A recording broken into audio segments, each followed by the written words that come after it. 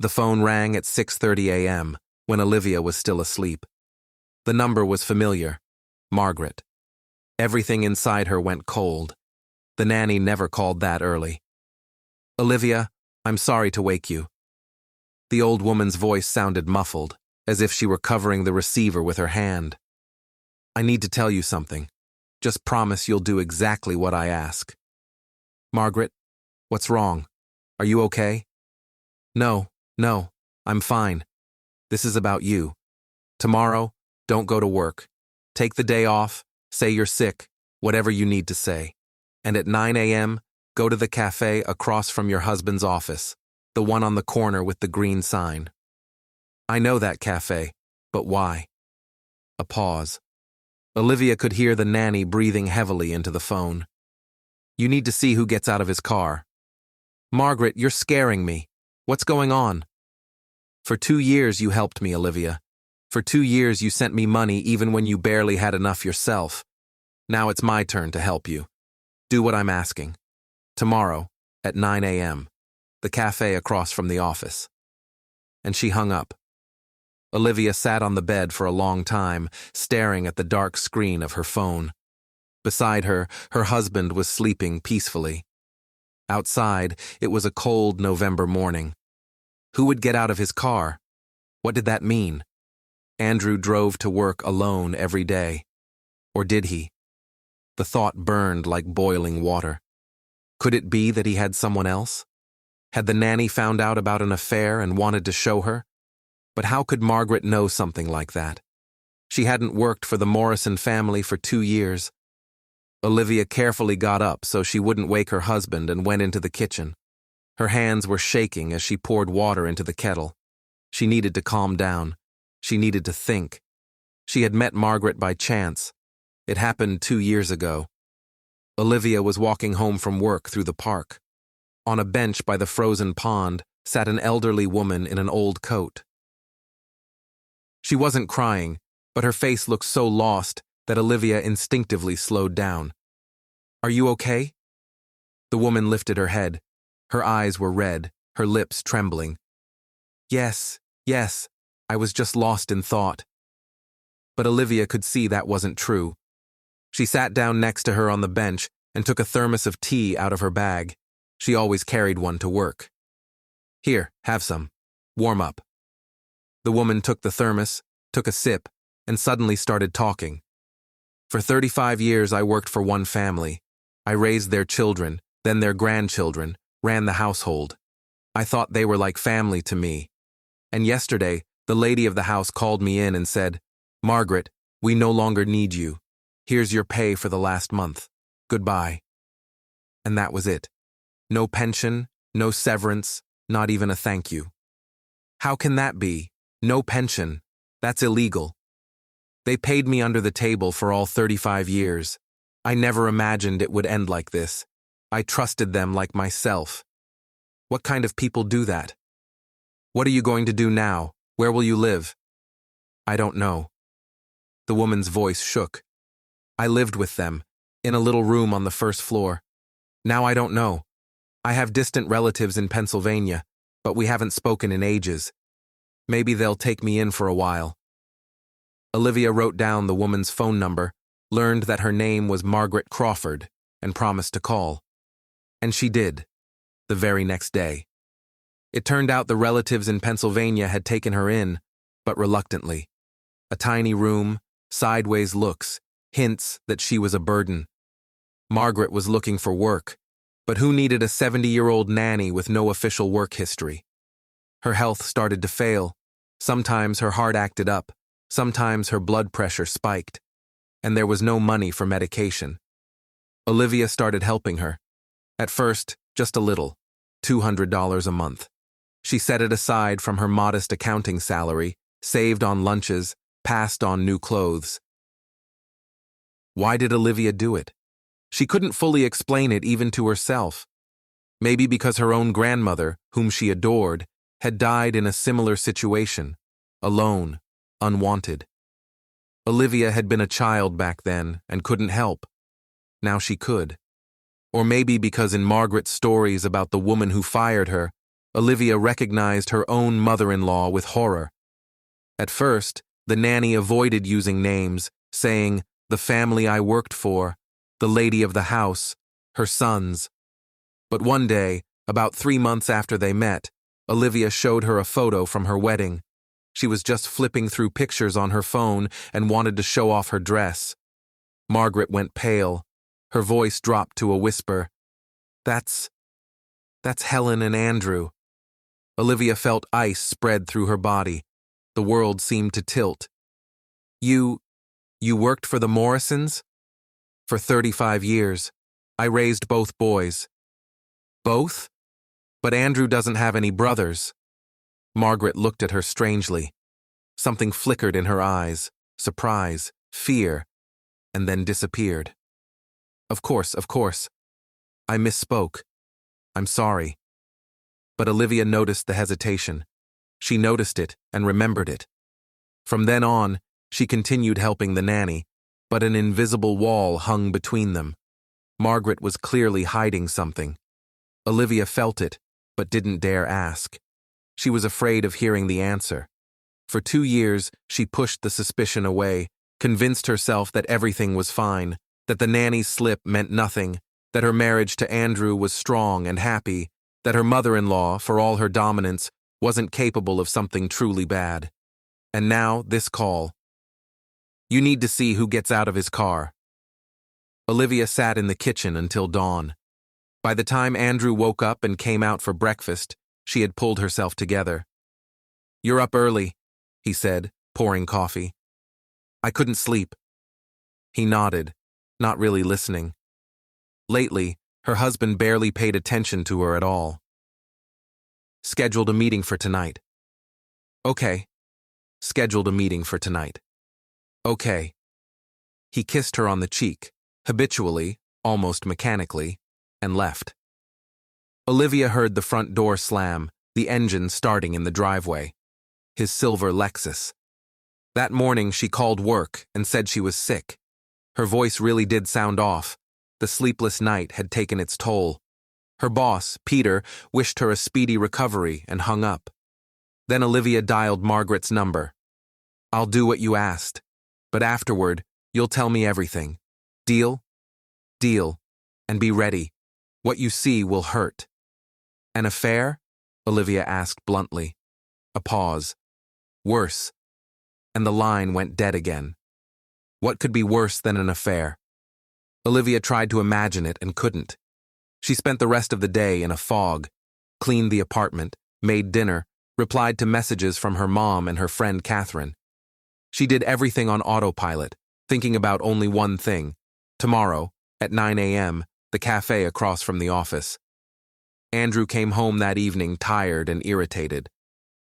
"Mom's unhappy again," he said, dropping onto the couch. "Nothing's ever right for her.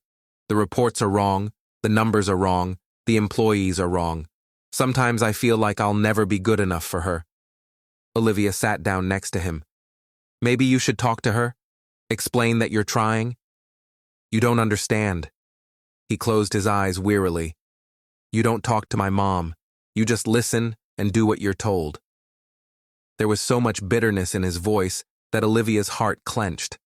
For the first time, she saw her husband differently, not as a successful CFO, not as a rich mommy's favorite son, but as a tired man who had spent his whole life trying to meet impossible expectations. "Andrew, I'm sorry." He opened his eyes and smiled faintly. "I didn't mean to dump my problems on you. How was your day?" "Fine. I'm staying home tomorrow." "Not feeling well. I'm sick." He frowned and touched her forehead. "You don't seem to have a fever. Just general weakness. I'll lie low for a day." "Okay." Morning came too fast. Andrew left at 8, as usual. Olivia waited half an hour and then left the house too.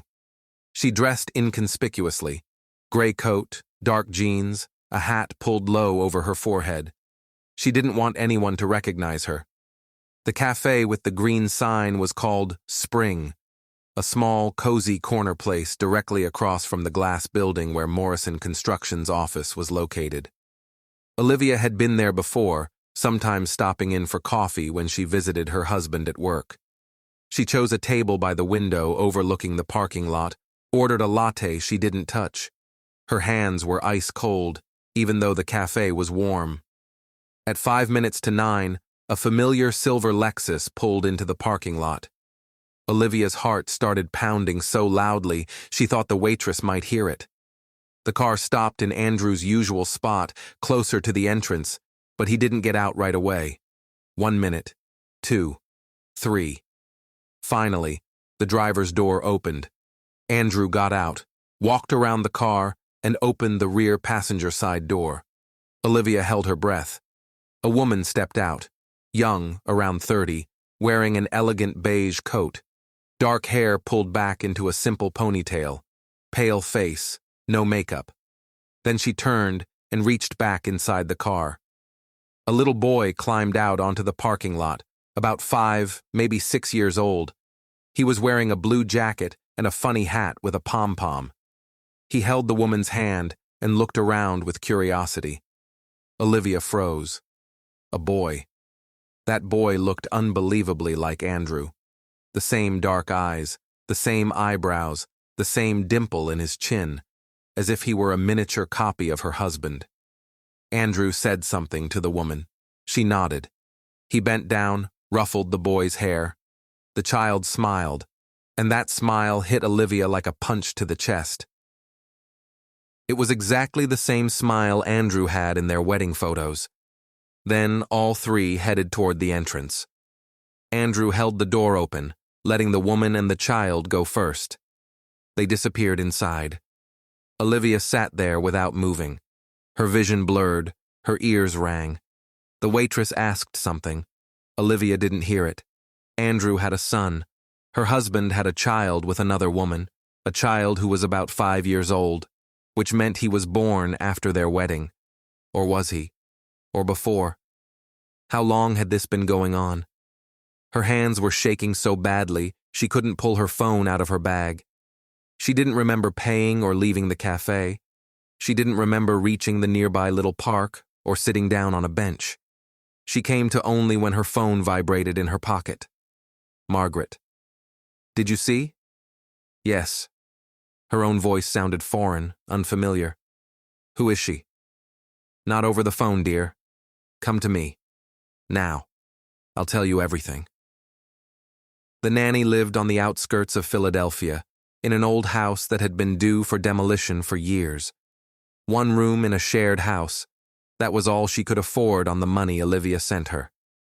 Margaret opened the door immediately, as if she had been standing there waiting. Come in, dear. Sit down. I've put the kettle on. The small room was clean and tidy despite the poor furnishings. An old couch covered with a knitted throw, a round table by the window with photographs in faded frames. Olivia sat on the chair offered to her. Her hands were still shaking. Who is she? She asked again. And who is that boy? Margaret sank heavily onto the couch across from her. Her face was gray, drawn. The woman's name is Marina. The boy is Michael, Mikey. She paused.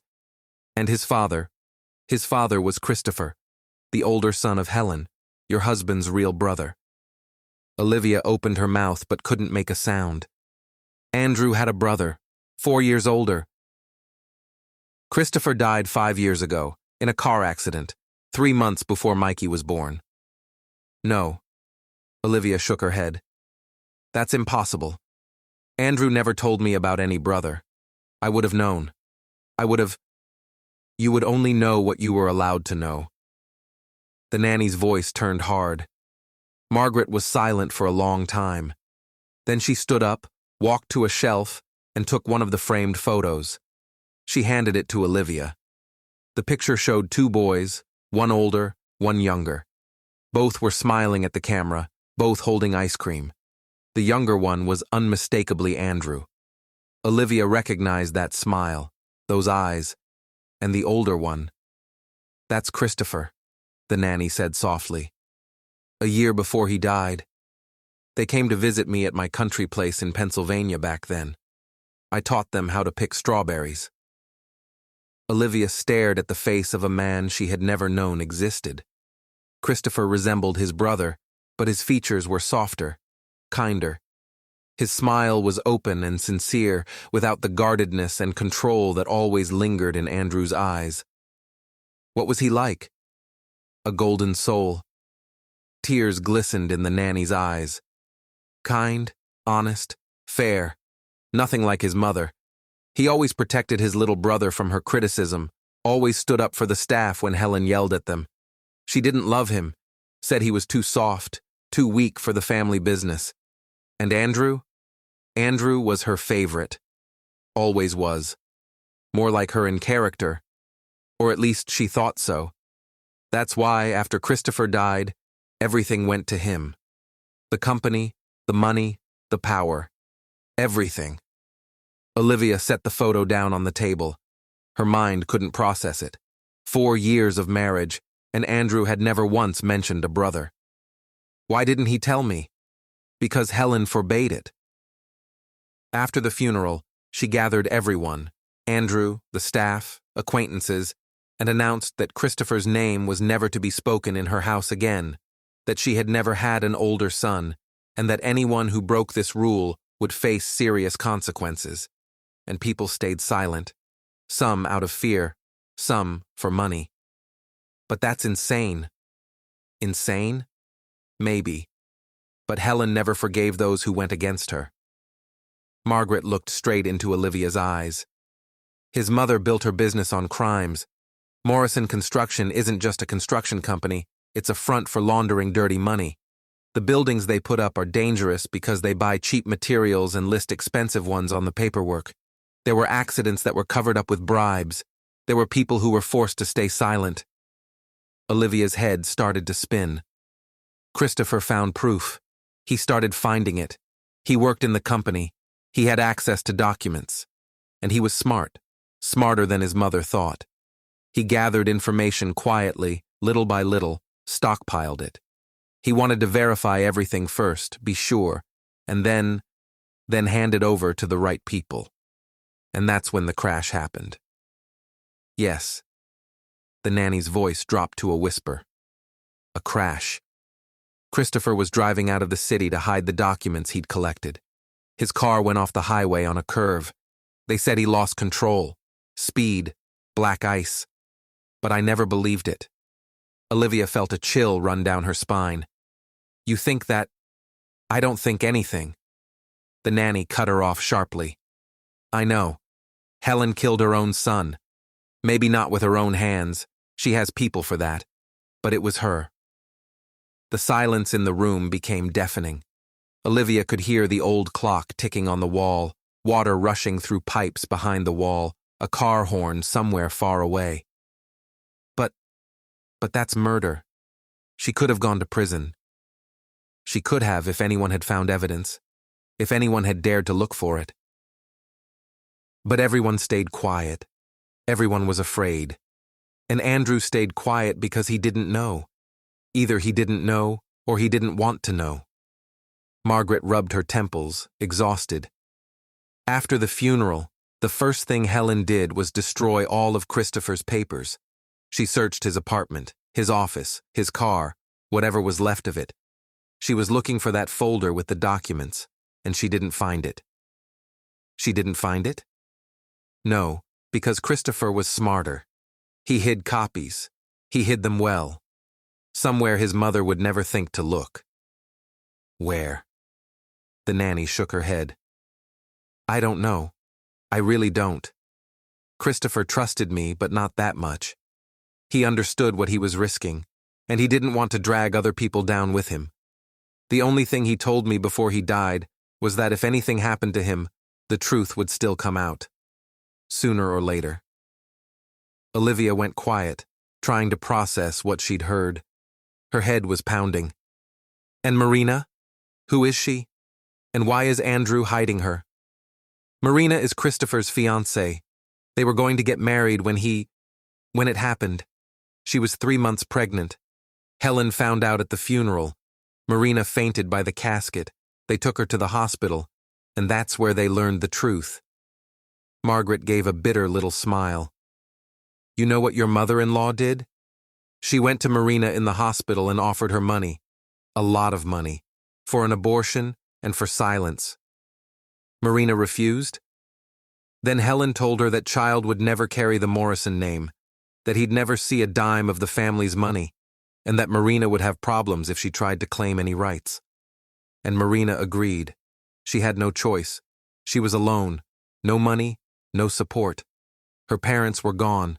Barely any family left. And you don't go up against Helen. Everyone knows that. She had Mikey and lived however she could. Worked, raised her son. Poor, but honest. And then, a year ago. What happened a year ago? Andrew found her. Olivia flinched. Andrew knows about his nephew? Now he does. Someone told him. I don't know who, I don't know how. Maybe he stumbled onto some documents by accident. Maybe one of the former staff let something slip. It doesn't matter. What matters is, he found out and started helping Marina in secret. Money, clothes for Mikey. His mother doesn't know. Andrew isn't stupid. He understands she'd never forgive him. So then he's not cheating on me? No, sweetheart. For the first time in the whole conversation, Margaret smiled gently. Your husband isn't a cheater. He's just trying to fix something, at least a little. In his own way, quietly, secretly, cowardly. But he's trying. The relief hit Olivia so hard that tears sprang to her eyes. She clapped a hand over her mouth so she wouldn't break down sobbing. Then why did you tell me all this? Why did you make me follow him? Because you have to know the truth, sweetheart. All of it. Your mother-in-law is a killer. She killed her own son, drove his pregnant fiancé out, stole her grandson's inheritance. And until she's stopped, none of you are safe. Not you, not Andrew, not Marina and Mikey. You think she could? I think she's capable of anything. If she finds out Andrew is helping Marina, I don't know what she'll do, but it won't be anything good. Olivia went home in total shock. There were a few hours left before Andrew came back. Enough time to get her thoughts straight, or at least try. She lay down on the couch and closed her eyes. Her head ached like she'd been hit. Okay. The facts. Andrew had an older brother, Christopher, who died 5 years ago. Officially, a car accident. In reality, possibly a murder arranged by his own mother. The reason? Christopher discovered her crimes and was gathering evidence. After his death, Helen destroyed every trace, but copies of the documents were hidden somewhere. Christopher had a fiancée, Marina, who was pregnant. Her future mother-in-law drove her out and forbade her from claiming anything. Marina gave birth to a son, Michael, Andrew's nephew, whom Andrew only found out about a year ago. Now Andrew was secretly helping them, hiding it from his mother. Olivia tried to imagine what it must feel like, to lose your brother and not even be allowed to say his name. To find out you have a nephew, you have to hide from your own mother. To suspect your mother had something to do with your brother's death, but have no proof. Heavy. Unbearably heavy. When Andrew came home from work that evening, Olivia met him like she always did. She made dinner, asked about his day, listened to him complain about his mother. Not a word, not a look gave away the storm inside her. She was waiting for the right moment, and the moment came. After dinner, Andrew went to take a shower. His phone was left on the entryway table, something Olivia had never noticed before, and now appreciated. She picked it up. She knew the passcode, their wedding date. Andrew had never changed it. She opened his messages. The thread with Marina was right at the top. Tomorrow at 9, like usual, Andrew had written 3 days ago. Okay, Mikey already packed his backpack. He can't wait. Tell him his uncle has a surprise for him. He'll be so happy. Thank you for everything. Olivia scrolled. The conversation went back a long way. A full year of messages, hundreds of lines, money, meetups, gifts for the boy. Andrew sent Marina transfers every month, real money. He paid for Michael's daycare, doctors, clothes. And not a single word about love, not one suggestive message. Only care, only help. Margaret was right. This wasn't an affair. It was an attempt to fix what his mother had done. Olivia put the phone back. When Andrew came out of the shower, she was sitting on the couch, watching the news. "You seem kind of lost in thought today," he said, sitting down beside her. "I'm just tired. My head's been killing me. Take something and go to bed early." "I will." He wrapped an arm around her shoulders, and Olivia leaned into him. That familiar, warm gesture felt different now. She knew things about her husband she hadn't known before, and it changed everything. "Andrew, if you had a secret, an important secret, would you tell me?" He tensed. Olivia felt his shoulders turn to stone under her hand. "Why are you asking that?" "I don't know. We've been married 4 years, but sometimes I feel like I don't know you at all." A long pause. Then Andrew exhaled. "Everyone has things they don't want to talk about. That doesn't mean they don't trust you. It's just, some things are too painful." I get it. She really did. But that didn't mean she was going to wait until he decided to tell her on his own. The next morning, Olivia went to the newspaper archives at the city library. She didn't know exactly what she was looking for, but she hoped to find something. Articles about Christopher's death, information on Morrison construction, anything that could be a lead. The archives were in an old building on the edge of downtown Philadelphia. A go? That's a long search. What exactly a go? That's a long search. What exactly are you looking for? Articles about car accidents. February of that year. The highway out of the city. The librarian looked at her with curiosity, but didn't ask anything. She disappeared into the stacks and came back half an hour later with several dozen old newspapers. "Here, February issues. You can work at that table." Olivia buried herself in reading. Her eyes watered from the tiny print and dim light, but she didn't stop. She found it on the 3rd hour. A small note in the local incidents section. Car left the highway. Driver died at the scene. No full name, just initials. C.A. Morrison, 34 years old, businessman. 4? Something, but not enough. "If you were looking for something, I can help you find it." "What are you looking for?" "I'm not sure. I was looking for a book about the history of the library." "I can help you find it." "What are you looking for?" "I'm not sure. I was looking for a book about the history of the library." "I can help you find it." "What are you looking for?" "I'm not sure. I was looking for a book about the history of the library." "I can help you find it." "What are you looking for?" "I'm not sure. I was looking for a book about the history of the library." "I can help you find it." "What are you looking for?" "I'm not sure. I was looking for a book about the history of the library." "I can help you find it." "What are you looking for?" "I'm not sure. I was looking for a book about the history of the library." "I can help you find it." "What are you looking for?" "I'm not sure. I was looking for a book about the history of the library." "I can help you find it." "What are you looking for?" "I'm not sure. I was looking for a book about the history of the library." "I can help you find it." "What are you looking for?" "I'm not sure. I was looking for a book about the history of the library." "I can help you find it." "What are you looking for?" "I'm not sure. I was looking for a book about the history of the library." "I can help you find it." "What are you looking for?"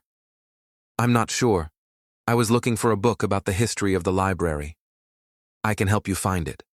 "What are you looking for?" "I'm not sure. I was looking for a book about the history of the library."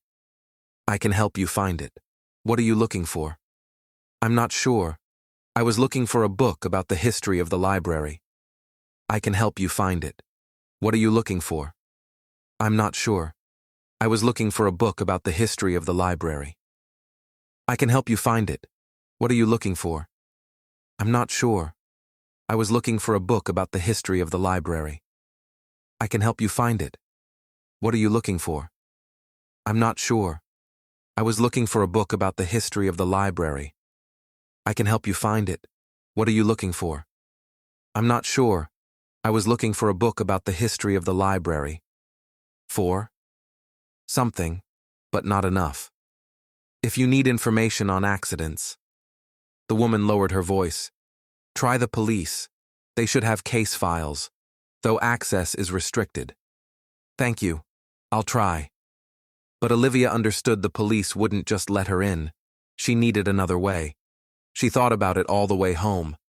And then she remembered. Catherine. Her friend Catherine worked as a journalist at a local paper. She had connections, sources, people she knew in different offices. If anyone could help pull information, it was her. Olivia pulled out her phone and called. Catherine, hey, I have a huge favor to ask. Can we meet? Hey, Liv. Sure. What's going on? You sound weird. It is, but not over the phone. Our café in an hour, okay? I'll be there. They met at the small corner café, the same one where Olivia had once offered Margaret tea from her thermos. Since then, the place had felt special to her. Catherine was already there, stirring her cappuccino. Okay, tell me. I can see you're not yourself. Olivia looked around. The neighboring tables were empty, and started talking. About the nanny's call, about what she'd seen getting out of her husband's car, about Christopher and Marina. Catherine listened without interrupting, only her eyes getting wider and wider. You're serious? She breathed when Olivia finished. Your mother-in-law is a murderer? I don't know for sure, but the nanny is convinced, and I think she's right. There are too many coincidences. Liv, that's a bomb. If it's true, Helen Morrison belongs behind bars. That's exactly why I need your help. I need proof, the case file from that crash, information on the company, anything we can find. Catherine tapped her nail against her cup, thinking. Police files are hard to get, but I know someone. I'll try. And as for the company, rumors about Morrison Construction have been around for years. Cheap materials, kickbacks, connections with officials, but nobody could prove it. They clean up too well. Christopher tried to prove it, and for that, they killed him. If they killed him. Catherine lifted a finger. Right now, it's a theory, not a fact. We need hard evidence. Margaret said Christopher hid copies of the documents, somewhere his mother would never think to look. Then we have to find them. Where do you think they could be? Olivia shook her head. I don't know. The nanny doesn't know either. Maybe Marina has ideas. She was his fiancée after all. We need to talk to Marina, but carefully. If your mother-in-law finds out you're digging. I know. Olivia clenched her hands. That's why nobody can know. Not Andrew, and definitely not Helen. And you don't want to tell your husband? Olivia went quiet. I do, but I'm scared. He's been under his mother's influence his whole life. What if he doesn't believe me, or worse, tells her? He's your husband. You should trust him. I know.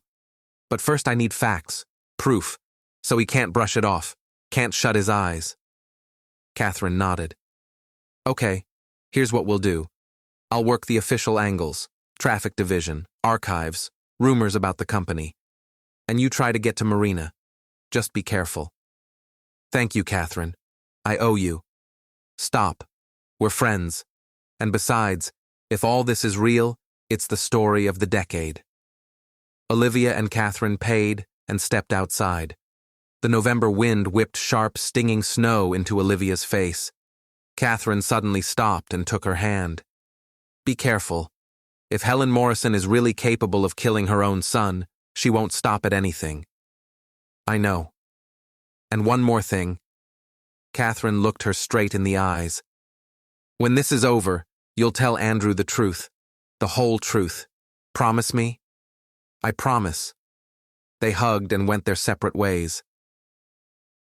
Olivia walked home, thinking about how much her life had changed in the last few days. Just a week ago, she'd been an ordinary woman with ordinary problems. And now, Now she was in the middle of a family drama tangled up in murder and lies, and there was no backing out. That evening, Olivia went to see Margaret again. She had a plan, and she needed the nanny's help. "I need to meet Marina," she said the moment she walked in. "Can you make that happen?" Margaret frowned. "Why do you need that, sweetheart?" "I want to find the documents Christopher hid. Maybe he told her something, gave her hints. She was his fiancée. If there was anyone he trusted, it was her. And if she tells Andrew? I'll take the risk. I think Marina wants justice too. She loved Christopher, and she has to understand that as long as Helen is free, neither she nor Mikey will ever be safe." The nanny was quiet for a long time, then nodded. "Okay, I'll call her. But I'm warning you, Marina is very cautious. She's been through so much because of the Morrisons that she doesn't trust anyone." "I understand." Margaret pulled out an old phone and dialed. "Marina, it's me, Margaret. Yes, I'm fine. Listen, there's a woman who wants to talk to you. No, don't be afraid. She's not with them. She's Andrew's wife." Olivia could hear the silence on the other end. Then a quick, frightened voice. No, I'm not doing that. Wait, honey, wait. She's good. She helped me for 2 years, and she wants the same thing we do, for Helen to finally get what she deserves." Another pause. Then, cautiously, "How do you know she can be trusted?" Margaret looked at Olivia and smiled. "Because she's the only one who reached out a hand to me all these years. Just because. No profit, no angle. You can trust people like that." Another long pause. Finally, "Okay, tell her to come. Tomorrow at 3. I'll text the address." The meeting was set. Marina lived in a small apartment on the outskirts of Philadelphia. 2 rooms in an old building, creaky floors, scuffed-up walls. But inside it was clean and warm. You could tell the woman of the house was doing her best to make a home out of whatever she had. She opened the door after the first ring. She'd obviously been waiting. Olivia saw a thin woman with a tired face and guarded eyes. Dark hair pulled into a ponytail. No makeup. A simple gray dress. Nothing like the polished women Olivia saw at Helen's events. "Come in," Marina said, stepping aside. "Mikey's at daycare. We can talk calmly, without interruptions." The apartment was tiny, but it felt full of love. Children's drawings on the walls, toys on the shelves, bright-covered books. On the fridge, a photo of a little boy with a gap-toothed grin. "Tea? Coffee?" Marina clearly didn't know what to do with her hands. "Tea, if that's okay."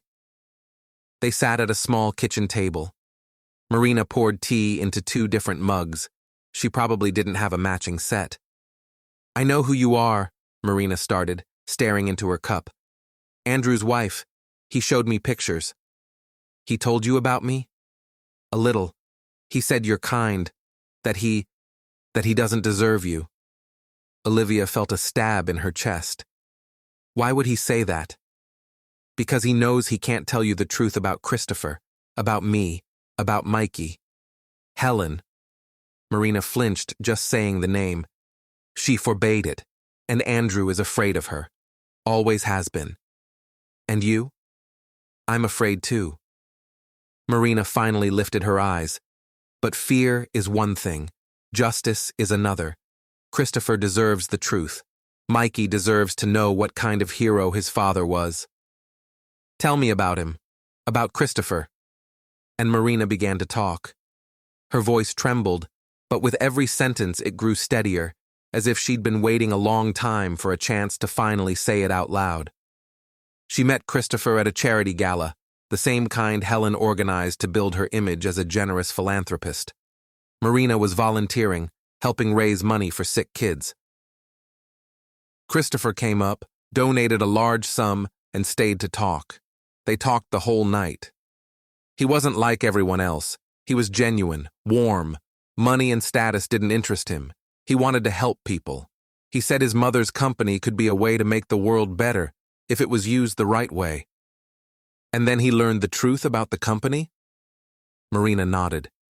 6 months before that day, he stumbled across documents in his mother's office. He realized Morrison Construction wasn't charity. It was a front for laundering dirty money, that the buildings they put up were dangerous, that people were being cheated, bribed, threatened, and he decided to expose it.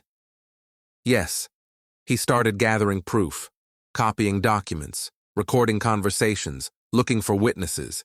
He wanted enough evidence that no one could dismiss it. Did Helen find out? Probably, or she guessed. Christopher was careful, but his mother knew him too well. She saw he'd changed, that he was colder with her, more distant. Marina went silent. Tears sat in her eyes. He called me that morning, before he drove out of the city. He said, "I hid everything somewhere safe. If anything happens to me, you'll find answers there." I asked him what he meant, and he just laughed and told me everything would be fine, that we'd have dinner that night, and he'd explain it all. But there was no that night. No. Marina wiped her tears. The hospital called me. A crash on the highway. He didn't make it. Olivia said nothing. Words felt useless. I tried to find the documents, Marina went on, after the funeral, when Helen kicked me out. I looked in his apartment, in the car, everywhere I could reach. Nothing. He said, "Somewhere safe." Do you have any idea where that could be? Marina shook her head. I've thought about it 1,000 times. The country place, everything there was searched. His office too. Maybe with a friend. But who would he trust that much? Olivia thought. A place Helen would never check. Something tied to Christopher, but not obvious. Tell me more about him. His interests, his habits. Maybe there's a clue. For half an hour, Marina talked about the man she loved and lost, how he adored old books and could spend hours wandering used bookstores, how he was obsessed with the city's history and took her on walks through abandoned estates, how he dreamed of getting out from under his mother's control one day and living a simple, honest life. Wait, Olivia said suddenly. Used bookstores. He went regularly? Yes, every Saturday. There was one on Book Street that was his favorite, Old Binding. The owner, Samuel, respected him a lot. Marina, what if he hid the documents there, in a book, or left them with the owner for safekeeping? Marina's eyes widened. I didn't think of that. He never mentioned the owner around me, but it makes sense. A place his mother would never step into. She hated his dusty books. We need to go. Now? The sooner the better. Book Street was in Old Center Philadelphia, tucked among narrow side streets and ornate brick buildings. Old Binding turned out to be a basement shop with a low door and a worn sign. Inside, it smelled like dust, paper, and time. Behind the counter sat an older man in thick glasses and a knitted vest. He looked up when the bell over the door rang. Good afternoon. How can I? He stopped mid-sentence. His gaze locked on Marina. Marina? Hi, Samuel. My God. The old man took off his glasses and rubbed his eyes. It's been years. I thought you left the city. No, I just couldn't come here. I understand, sweetheart. I understand. He sighed. I still think about Christopher. He was a golden soul. Marina stepped closer to the counter. Samuel, I need to ask you something. Before it happened, did Christopher leave anything with you? A book? A folder? A bag? The old man frowned. Leave something? He took off his glasses, put them back on. You know, he came in about a week before, brought an old edition of Chekhov and asked me to restore it. Said the book was very dear to him, a family heirloom. Chekhov? Yes. The Cherry Orchard. An old edition. It was in great shape, barely needed any work. I remember thinking, why bring it in if nothing's wrong with it? Olivia's heart started pounding. And the book is still here? Of course. He never came back for it. I kept it all these years thinking maybe a relative would show up, but no one ever did. Samuel disappeared into the back. Olivia and Marina looked at each other. "Chekhov," Marina whispered. "The Cherry Orchard." Christopher loved that play. He used to say it was about the old world collapsing to make room for the new. The old man returned with the book in his hands. Old, worn brown cover, gold lettering on the spine. "Here it is. You can take it if you're here for Christopher." Marina took it carefully and opened it. The pages were yellowed but intact. Nothing unusual. "Wait." Olivia leaned closer. "Let me see." She ran her fingers along the spine. Was it her imagination? No. The binding was slightly thicker than it should have been, like something was hidden inside. "Samuel, do you have a blade? Like a box cutter?" He handed her a small utility knife. Olivia carefully, trying not to damage the book, made a small cut from the inside along the top of the spine. There, between the cardboard and the leather, was folded paper, several sheets, pressed tight, and a small flash drive. "We found it." Marina's voice shook. "We found it." Olivia pulled out the pages and unfolded the first sheet. A copy of some kind of contract, stamps, signatures, sums. She didn't understand the details, but she saw the name Morrison Construction, and a date, 1 month before Christopher died. "It's them," Marina breathed. "Those are the documents." Samuel stared at them, stunned. "What does all this mean?" "It means," Olivia said, slipping the papers into her bag, "justice finally has a chance." They stepped out into the deepening dusk.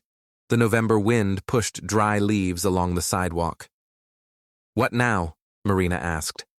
"Now we need to see what's on that flash drive and figure out how to use it. I have a laptop at my place."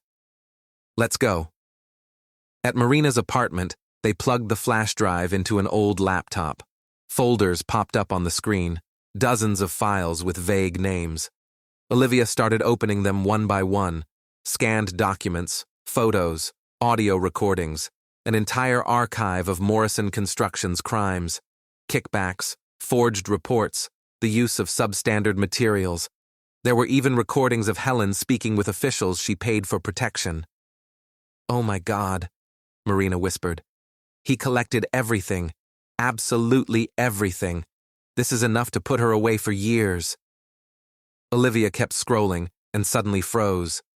The last file was labeled Insurance. She clicked it. It was a video. The camera was fixed, filming an office. From the decor, it looked like Helen's office. Helen herself sat behind the desk. Across from her sat a man in a dark suit. "The problem will be handled," the man said. "No traces. Make sure it looks like an accident." Helen's voice was cold, businesslike. "A slick road, speeding, anything. The main thing is no questions. Don't worry, my people work clean.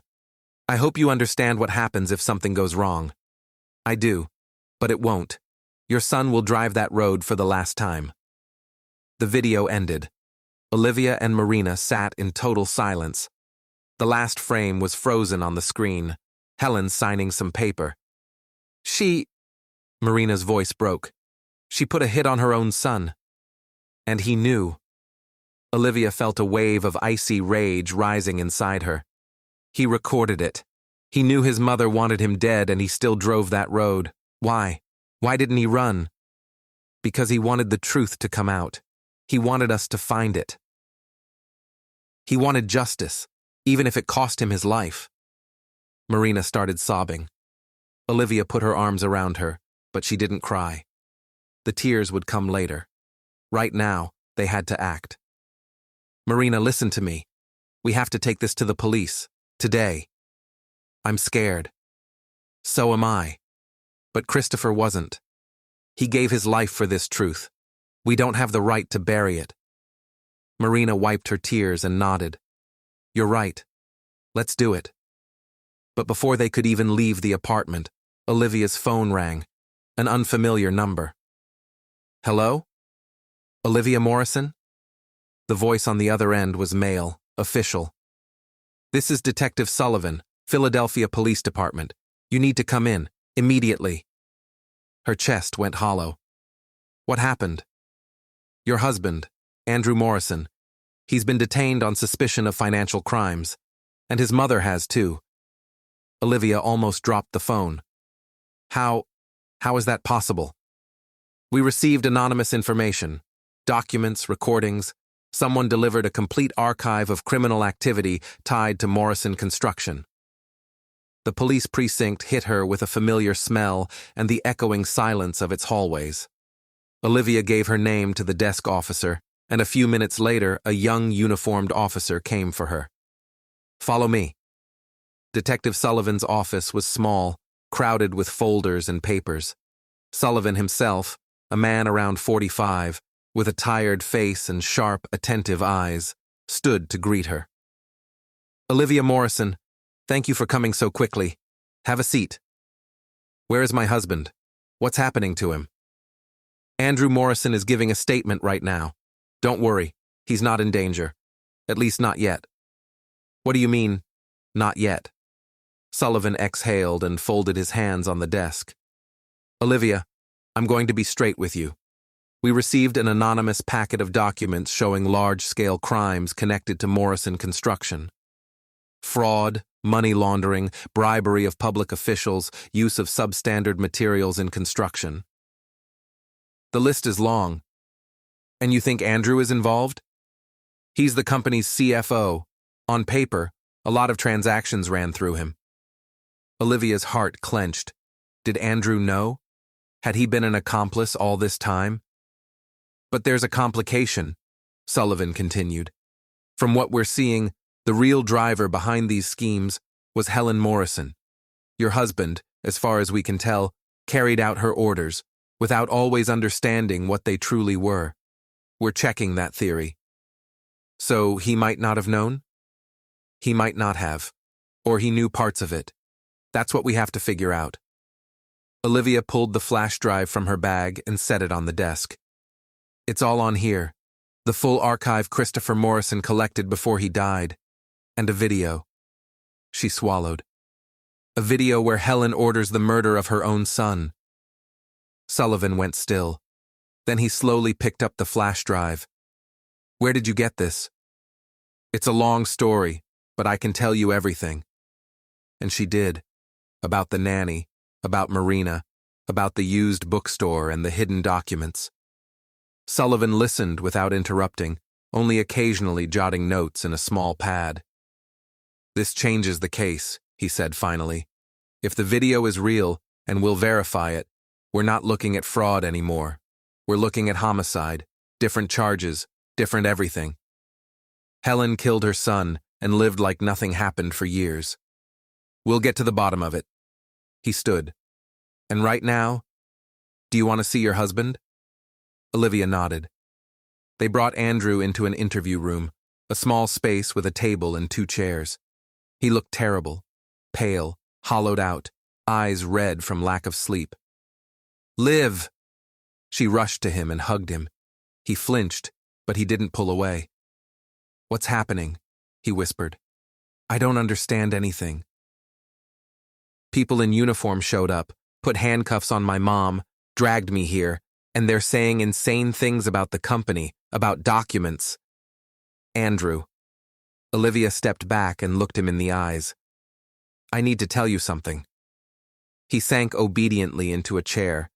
She sat across from him. What I'm about to say is going to hurt. A lot. But you need to know. And she told him everything. About Christopher. About Marina and Mikey. About the documents and the video. About how the nanny opened her eyes, how she went looking for the truth, and found it. As Olivia spoke, Andrew's face kept changing. First, disbelief, then shock, then pain so deep it scared her. No, he whispered when she finished. No, that's impossible. Mom couldn't. Christopher died in a crash. It was an accident. Andrew, I saw the video. I saw it with my own eyes. She ordered his murder. No. He sprang up, backing toward the wall. You're lying. It's a mistake, a fake. I'm not lying. and you know it." He froze. Tears slid down his face. Olivia had never seen her husband cry. "Christopher." His voice broke. "He was my brother, my big brother. He protected me when Mom yelled. He taught me how to ride a bike. Andrew slid down the wall and sat on the floor, his head in his hands. "She killed him, my brother. And I didn't even know I had a nephew. 5 years. 5 years I lived next to a murderer and never saw it." Olivia dropped to her knees beside him. "It's not your fault." "It is." He looked up at her with bloodshot eyes. "I shut my eyes. I didn't want to see. I knew something was off with the company. I saw those shady contracts, those kickbacks, and I stayed quiet. Because it was easier. Because Mom told me that's how it had to be." "Andrew." "And I didn't protect you either. Mom humiliated you, controlled your every move, and I said nothing. I pretended everything was fine. God, I'm a coward." Finally, he lifted his head. "What now?" "Now you have to give a statement. Tell them everything you know about the company's finances. Help the investigation. Against my mother? Against a murderer." He flinched at the word, but he didn't argue. "And then? Then we keep living. Together." Olivia cupped his face in her hands. "Listen to me. We've been married 4 years. I know you. Not the person you pretended to be for your mother. The real you. The kind, honest man who was secretly helping Marina and Mikey, even though you were risking everything. That's who you are. And that's the man I love." He closed his eyes. Tears streamed down again. "I'll change. I swear to you. Never again. Do you hear me? Never again will I let anyone stand between us. Never again will I let myself be a coward. I believe you." They sat on the cold floor of that interview room, holding each other, and Olivia could feel it. Something important had happened. Something broke, and something new was being born. The next days blurred into one endless nightmare. Interrogations, statements, confrontations. Andrew told investigators everything he knew about the company's financial schemes. A lot of it shocked even him. His mother had hidden the worst crimes with skill, using him as a shield, a front man. Helen held out to the end, denied everything, called the documents fake, demanded lawyers. But when they showed her the video, the one where she ordered her son's murder, her armor cracked. Olivia wasn't present for that interview, but Sullivan told her afterward. Your mother-in-law watched it in silence, stone-faced, and when it ended, she just closed her eyes and said, "He betrayed the family. He deserved it." No remorse, no regret, just cold certainty that she was right. At the same time, Olivia built a real connection with Marina. Now that the secret was out, there was no need to hide anymore. They met almost every day, mostly for Mikey's sake. The boy was going to learn he had an uncle, and Olivia wanted that first real introduction to be gentle. "He asks about his dad a lot," Marina told her. "Before, I didn't know what to say. And now? Now I can tell the truth. That his father was a hero. That he died protecting what was right. Andrew wants to know him for real, out in the open, not in secret like before." "I know." Marina's voice softened.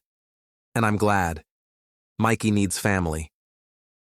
One evening, when Andrew came home from another interrogation, he sat beside Olivia on the couch and took her hand.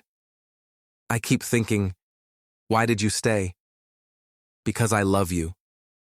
But I did so much wrong. For years I let my mom destroy everything around her. You didn't know. I should have known. I should have figured it out." He shook his head. "You know what kills me most? Christopher tried to tell me. A month before he died, he came to me and said, 'Andrew, something's wrong with the company. Mom is doing awful things.' And I didn't believe him. I told him he was exaggerating, that Mom was just a strict businesswoman. I chose her, and he went quiet. He stopped trusting me. Andrew, if I'd listened, would he still be alive?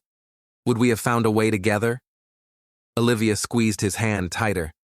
You can't change the past, but you can change the future. How? Be the man Christopher wanted you to be. Honest, brave, willing to fight for the truth. He was quiet for a long time. Then he nodded. You're right. Christopher gave his life for this. I have to honor what he did. The next day, Andrew asked to meet with the detective again and gave expanded testimony. He told them everything he could remember, every suspicious deal, every strange conversation, every detail he'd once chosen not to see. It was painful, humiliating, terrifying. But he didn't back down. You understand your statements can be used against you? Sullivan asked. I understand, but the truth matters more. The detective looked at him with respect. You know, Andrew, I've seen a lot in my career. And I rarely meet people willing to testify against their own mother for the sake of justice. She killed my brother. After that, what kind of mother is she to me? The case kept growing. Fraud and murder weren't the only charges anymore. New episodes surfaced. Years of intimidation, bribery, destroyed evidence. An empire that once looked untouchable was collapsing in real time. Catherine, Olivia's friend, published a series of articles on the Morrison case that blew up the local press. It turned out she'd been running her own investigation alongside Olivia's, and she'd found additional witnesses, former employees, construction workers, residents who'd been harmed. She was the one who anonymously sent part of the documents to the police, speeding everything up. You could have told me, Olivia said when they met, half accusing, half stunned. I could have, but I wanted you to find your own path to the truth. And besides, more independent sources means it's harder to bury. Thank you for everything. Catherine smiled. We're friends, and honestly, this case is the peak of my career. I might even get an award. Margaret cried when she learned Helen had been arrested. I lived to see it, she whispered, gripping Olivia's hands.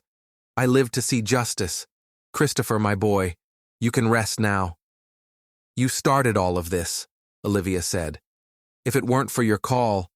No, sweetheart, it was you. You weren't afraid. You went all the way. I'm proud of you. Andrew met Mikey in a park, on neutral ground. Olivia and Marina stood off to the side, watching. Andrew crouched down so he was eye level with the boy. Hi, do you remember me? Mikey nodded. He looked serious, a little guarded. You're Uncle Andrew, the one who brought gifts? Yeah, only now I won't be coming in secret. Now I'll come whenever you want me to. Really? Really? The boy was quiet, thinking it through. Did you know my dad? Andrew swallowed. His eyes filled with tears. I did. He was my big brother. And he was the best person I've ever known. Mom says he was a hero. Your mom is right. A month passed, then another. Life slowly began to settle into a new shape. Andrew quit the company. More accurately, the company no longer existed. Assets were frozen, employees let go, the office sealed. He found work at a small consulting firm, modest but honest. The pay was a fraction of what it used to be, but Andrew seemed younger. You know what's the strangest thing? He said one evening. For the first time in years, I wake up without that weight on my chest. Before, every morning started with the thought, what is Mom going to demand today? And now I'm free. Do you regret it? What? The money? The status? He shook his head. No, not for a second. It was all built on blood and lies. I'm glad it fell apart. Helen's trial was set for the spring. The charges were severe. Arranging a murder, large-scale fraud, money laundering, bribery of public officials. The prosecutor was seeking life. Andrew attended the hearings. Olivia offered to go with him, but he refused. This is something I have to go through on my own. Look her in the eyes. Tell the truth. He testified as a witness for the prosecution, calm, clear, emotionless, even though Olivia knew what it was costing him. Helen stared at him with hatred, but he never looked away. "Do you understand you're testifying against your own mother?" the defense attorney asked. "I'm testifying against a person who killed my brother and destroyed dozens of lives," Andrew answered. "The fact that this person is my mother doesn't change the facts." After the session, he walked out onto the courthouse steps and stood there for a long time, staring up at the sky. Olivia came up and took his hand. "How are you?" "I don't know." He exhaled. "It's weird. I was afraid of her my whole life, and now I look at her and I just see an old, pathetic woman. She lost everything. Her sons, her money, her power. And she still doesn't even understand why. She never understood. That's the tragedy. You know what I keep thinking about? Christopher won. He wanted the truth to come out, and it did.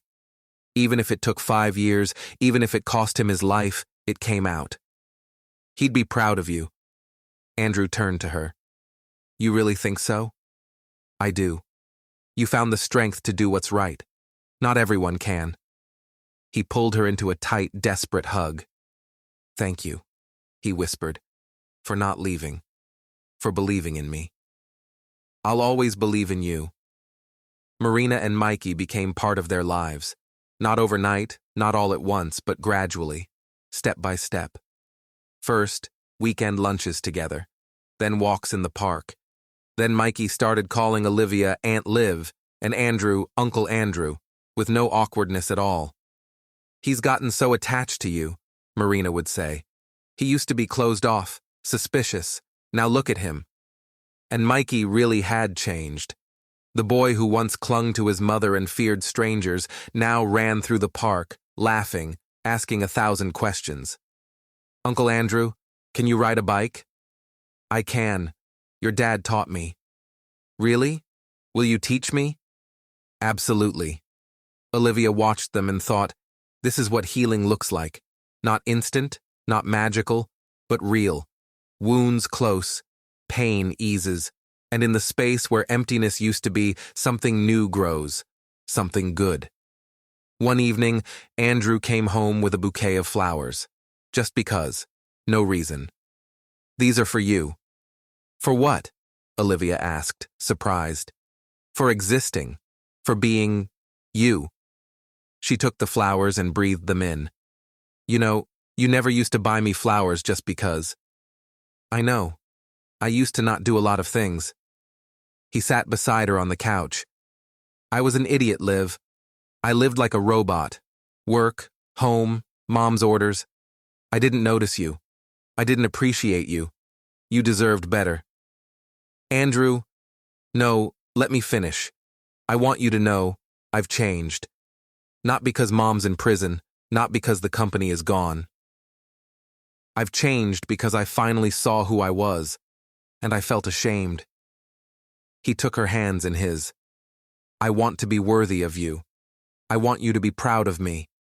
I want our family to be real, not like the one I grew up in." "It already is." "No, wait." He reached into his pocket and pulled out a small velvet box. "I know we're already married, but back then, 4 years ago, I proposed because it was the right thing to do, because Mom approved. And now..." He opened the box.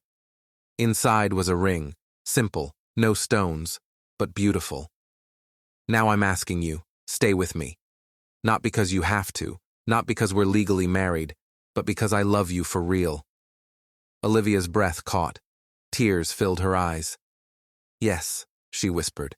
"Yes, yes, 1,000 times yes." He slid the ring onto her finger beside her wedding band and kissed her. "Thank you." "For what?" "For a second chance." In the spring, Helen was sentenced to 20 years in prison. They proved the murder despite every attempt by the defense. The video found inside Christopher's book became the decisive piece of evidence.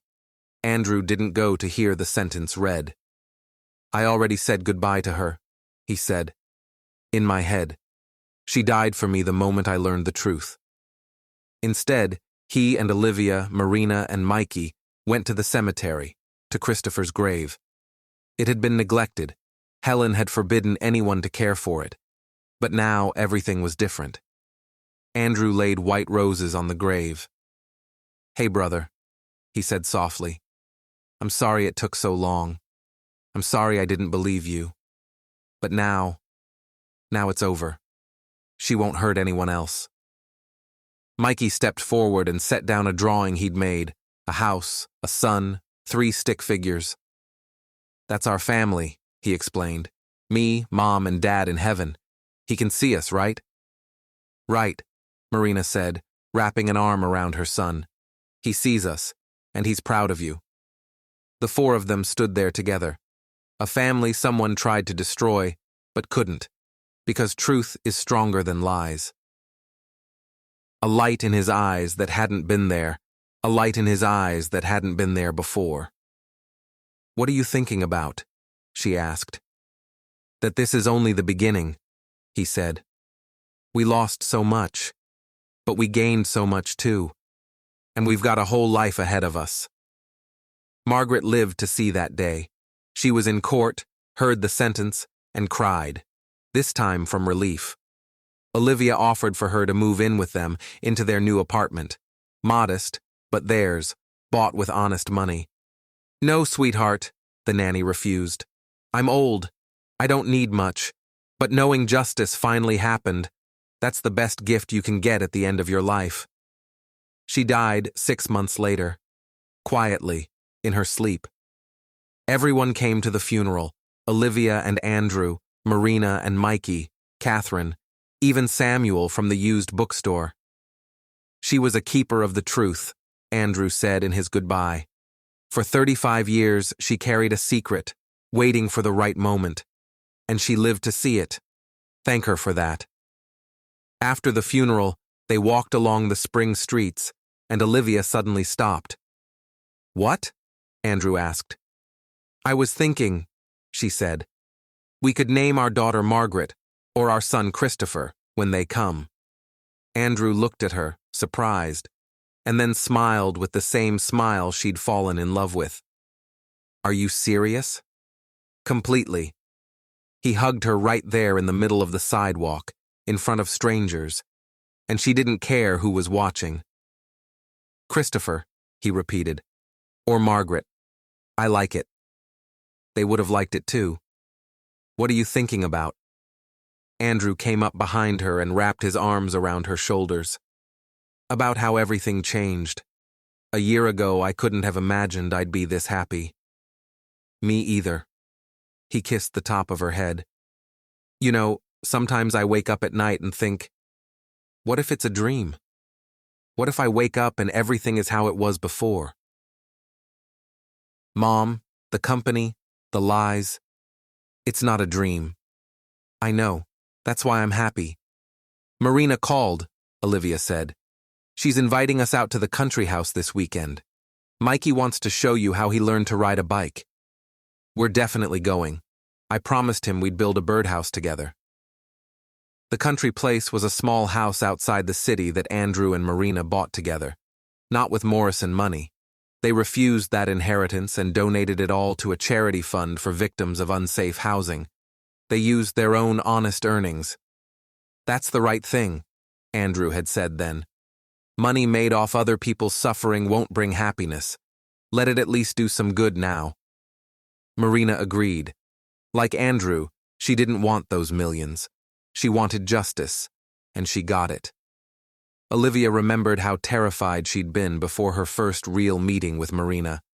She thought Marina would see her as part of the hated family, a reminder of what stole the man she loved.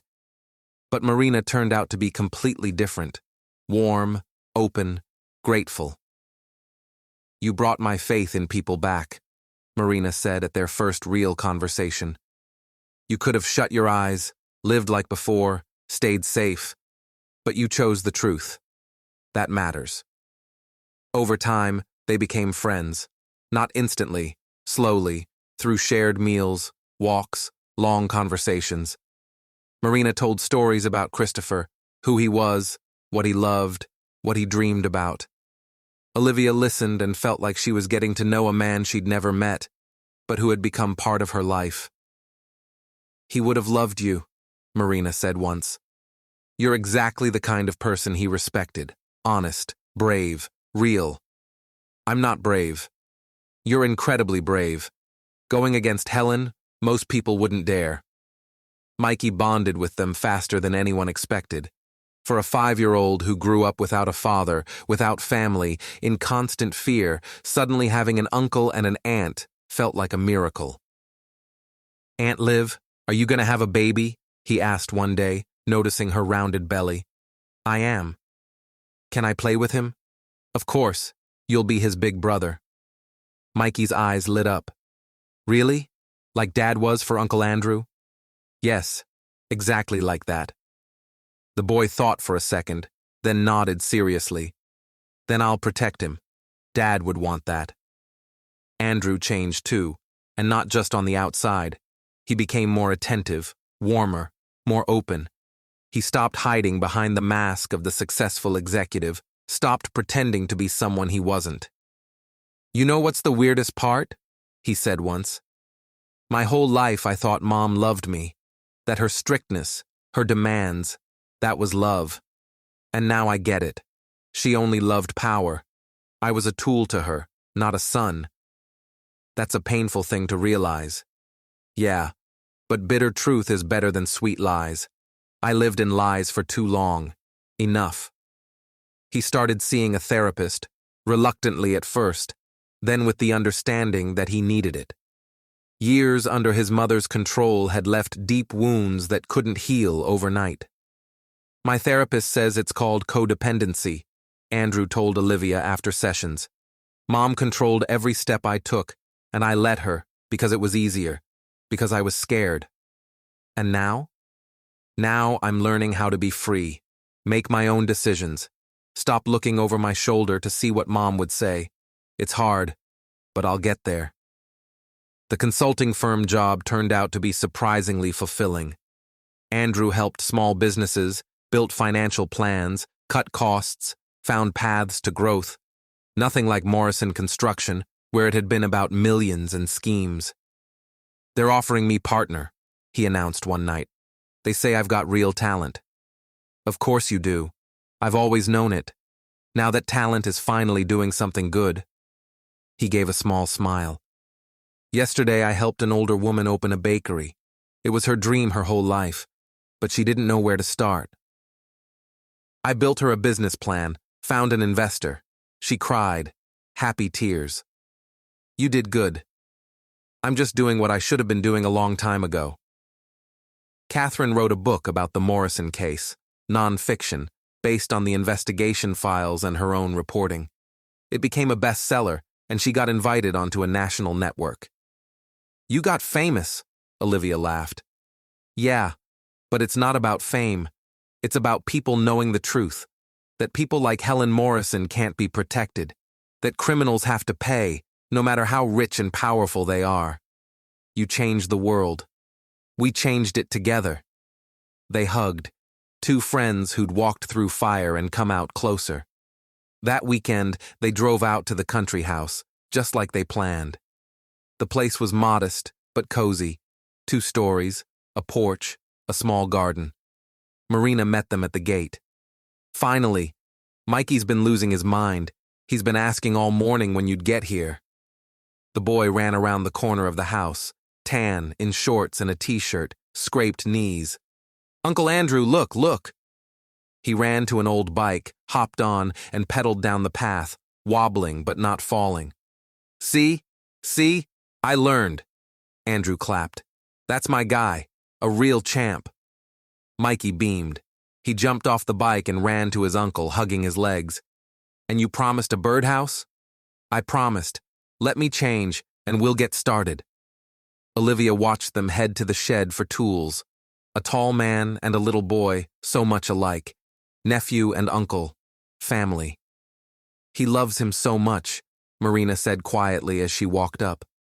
"Andrew?" "Mikey. For him, Andrew is a connection to his dad, a piece of what he lost.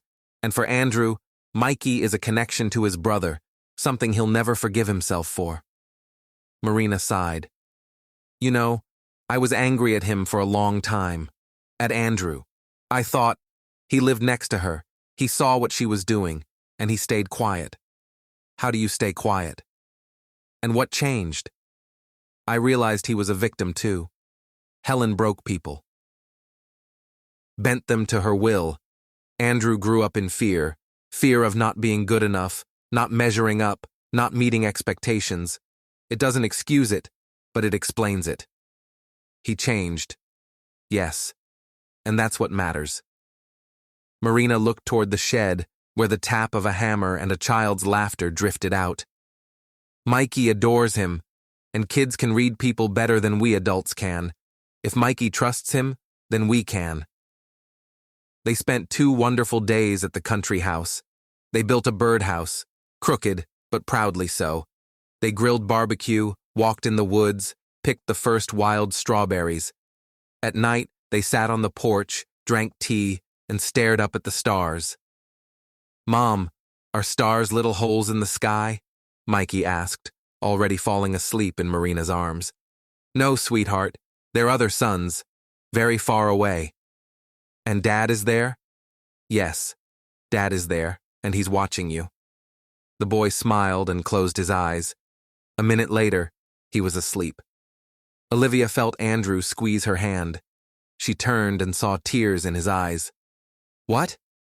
I'm just thinking about Christopher, about what kind of dad he would have been. He wanted this baby so much. He dreamed about it.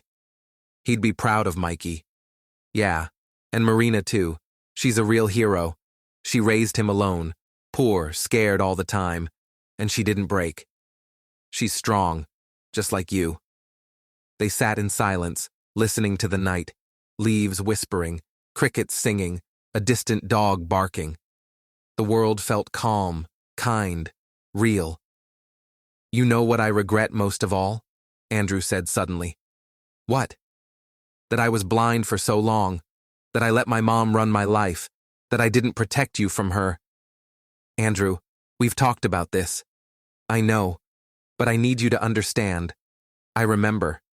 Every time she humiliated you, criticized your clothes, your cooking, your job, and I stayed quiet. I'm ashamed. I'm still ashamed. That's in the past. Yeah, but you can't forget the past. If you do, it repeats.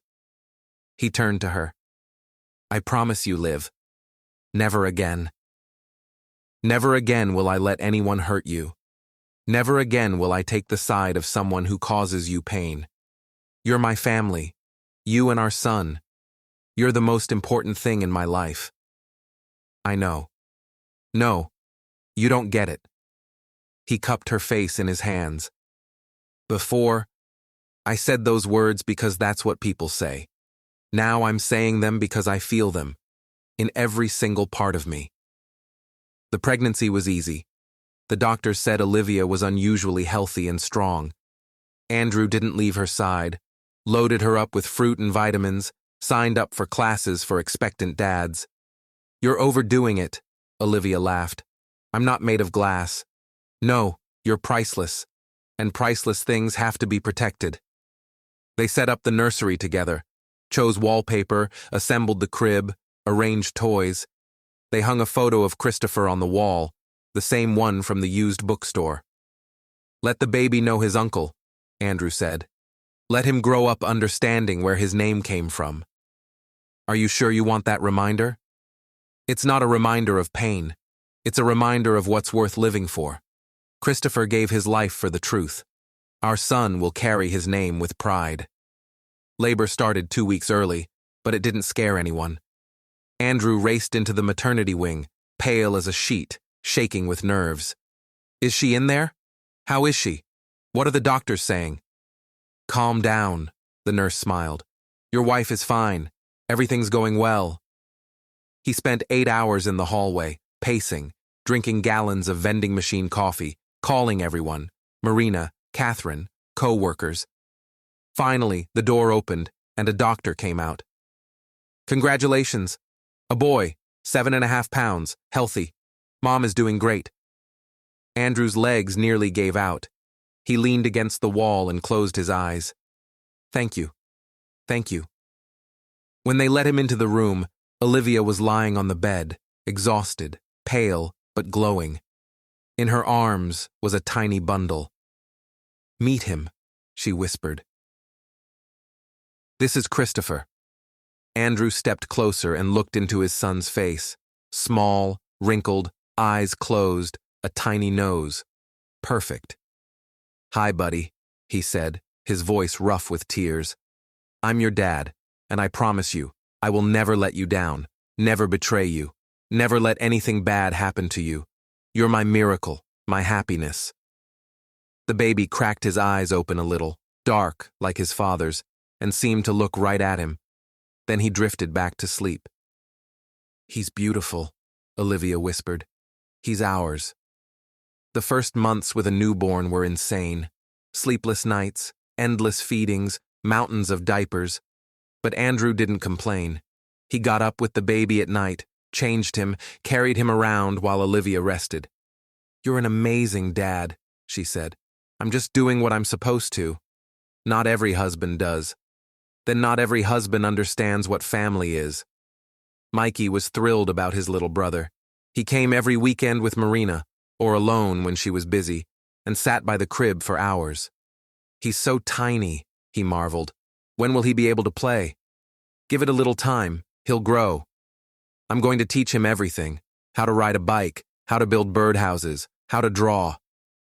You're a great big brother. Mikey straightened his shoulders proudly. I promised.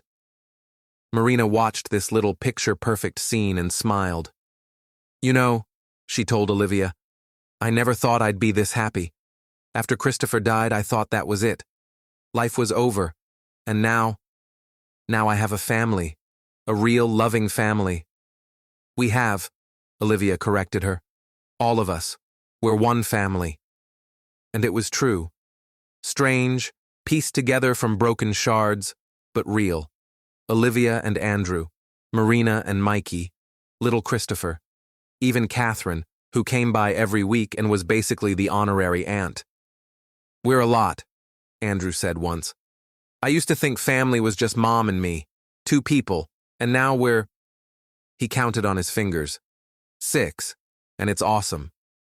Family isn't blood, Olivia said. Family is love. You're right, like always. Another year passed. Little Christopher learned to walk, say Mama and Dada, and chase the cat they got so he wouldn't be bored. Andrew became a full partner at his firm. Olivia went back to work, but part-time. She wanted to be close to her son. Helen was serving her sentence in a maximum security prison. Andrew never visited her and never planned to. To him, that woman was dead the moment he learned the truth. Sometimes I dream she gets out, he admitted once. That she comes to us, demands attention, love.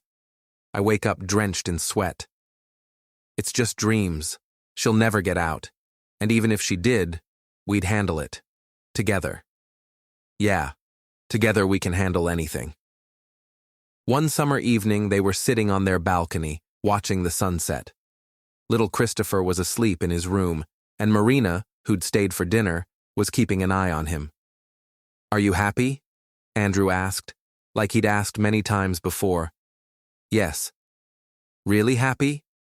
Olivia looked at him, the man she loved despite everything, the husband who found the strength to change, to become better, to become real. Really happy.